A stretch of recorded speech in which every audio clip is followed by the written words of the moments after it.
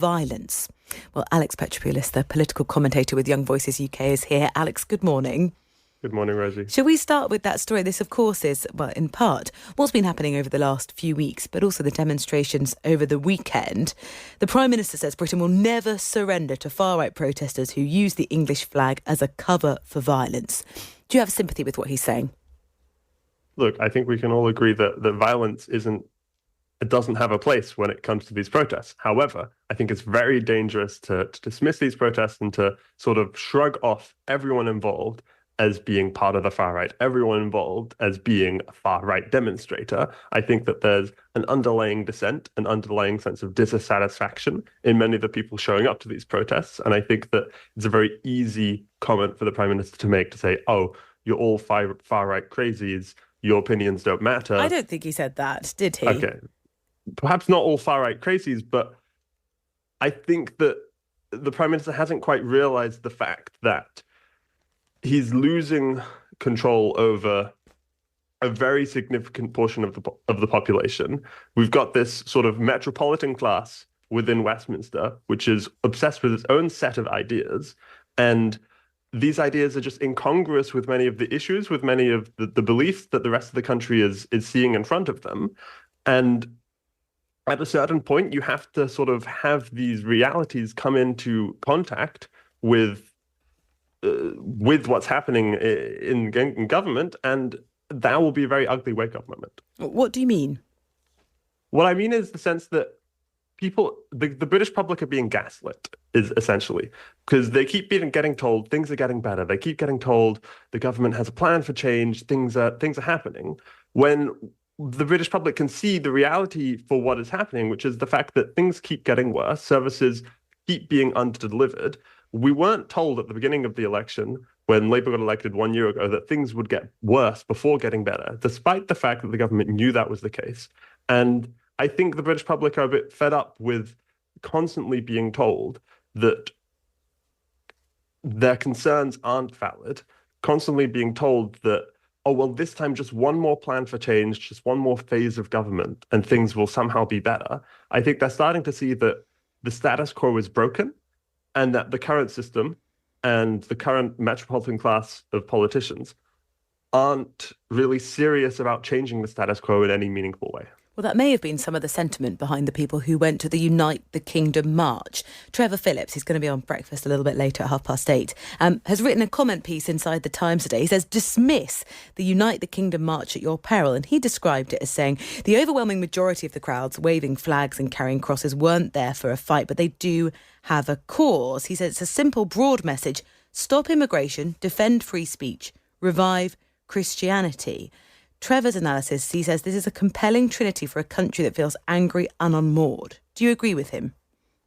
I agree not to dismiss. I wouldn't necessarily frame it in the exact same way of Christianity, freedom of speech.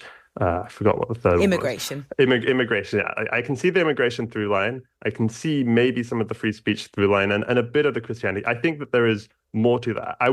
Where I'd agree with Trevor is this idea that attendees to this protest are sort of a lowest common denominator attendee. They really aren't the biggest fan necessarily of Tommy Robinson. I am, believe me, no big fan of Tommy Robinson. And so I think what these protesters are there for is they're there because there is a sort of a lack of an alternative. There is a lack of a serious alternative to the mainstream political option space. It's all either the metropolitan ruling class or reform, but reform are incompetent and don't really have a serious offering at the moment. And so they will gravitate to whatever is seeming to push back at the establishment.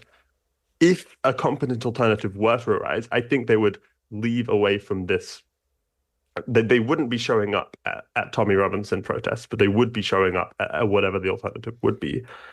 And then I think that there is this sense that the sense of what is British culture has been lost, and we need to embrace the positive aspects of British culture again, which the metropolitan class has been afraid of doing. Yeah, well, Trevor Phillips' case, he says, calling this movement the product of extremist rabble-rousers will no longer do. Mainstream politicians must wake up.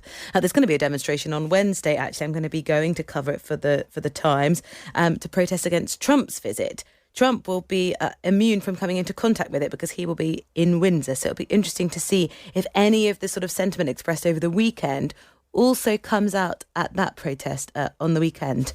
As I said, you can hear more from Trevor Phillips a little bit later. He does say only the hardcore stayed to hear Tommy Robinson's speech. So more on that a little bit later. What about the front page of the Daily Mail today that says the scramble inside Number 10 to save Starmer? Does he need saving, and should he be? Does he need saving? I think that Starmer is the only current option the Labour Party really has. Well, they have options outside of Westminster. They've got Andy Burnham, right? Who people have been flirting and saying, well, this could be a positive vision for the future of the country.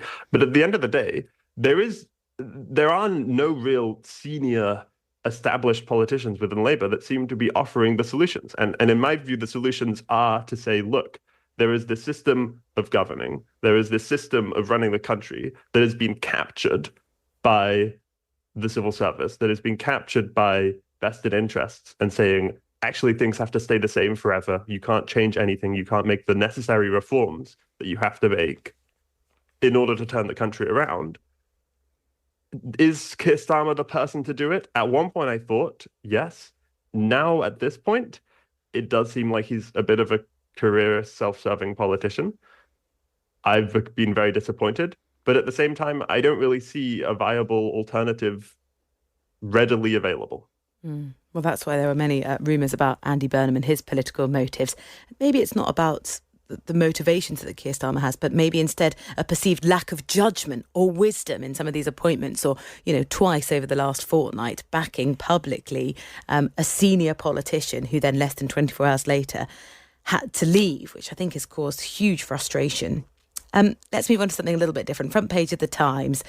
Prepared to make bold political statements is the Pope. The Pope has condemned the huge salaries of top chief executives. He gives the example of Elon Musk and his Elon Musk potential rise to a trillionaire as a concern.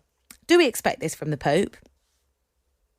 I'd expect this from the Pope, but I'd have to disagree with him on his value judgment here. I think there's nothing wrong with anyone becoming a billionaire. And if you look at the way that Elon Musk makes his money through SpaceX with some crazy rocketry genius, through Tesla creating electric cars that will help fight climate change, the way he makes his money is in a very virtuous way that brings utility and brings value and prosperity and progress to the rest of the world.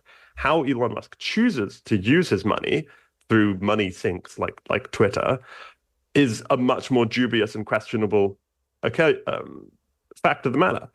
But how he chooses to earn his money, I think, is a way that should be celebrated, and we should be celebrating and encouraging Elon, in fact, to make more money, and possibly just critiquing him about how he spends it instead. Yeah, the Pope was saying CEOs that 60 years ago might have been making 4 to 6 times more than what the workers are receiving. The last figure I saw, it's 600 times more than what average workers are receiving. Is that a problem in itself? I don't think so, because I think that at the end of the day, I think the mechanisms by which these CEOs are earning more money are mechanisms that are bringing value, right? Like, Elon Musk wouldn't be earning that $1 trillion payout if he didn't provide value to those companies, if the shareholders didn't vote on that and say, yeah, actually, I think this guy is bringing that amount of value to these companies. And when you get to that extreme end of the scale, there isn't anyone else replaceable. You can't replace him in the position of a CEO. There are no line workers who can do it. And so it'd be great if you could get him for cheaper, right? And we'd all be better off.